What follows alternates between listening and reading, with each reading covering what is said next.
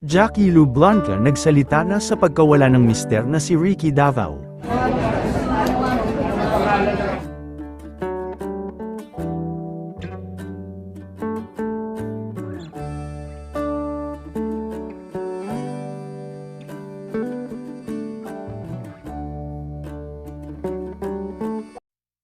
Matapos ang naging pagkawala ni Sir Ricky Davao, ay opisyal na nga na naglabas ng pahayag si Miss Jackie Lou Blanca kaugnay ng mga detalye sa mga naganap bago ang pagkawala ng dati nitong asawa.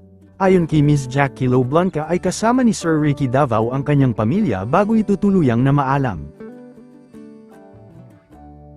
Ayon sa ibinigay nitong detalye sa PEP ay ito pa mismo ang nag-ayos ng funeral arrangement sa heritage ni Mr. Ricky Davao bago ito magtungo sa kanilang taping ngayong araw.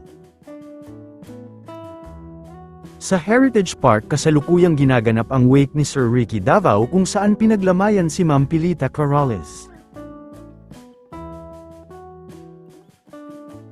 Pahayag ni Jackie sa PEP, "Everyone, all of us, were in Ricky's house when it happened. From the hospital, Ricky was brought back home for palliative care.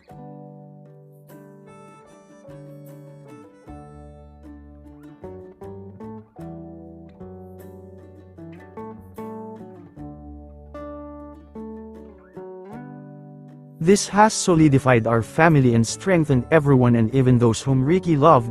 Iba pa rin when it finally happened. Please pray for our family, especially my kids, and to Ricky, thank you for making us, your family, feel loved."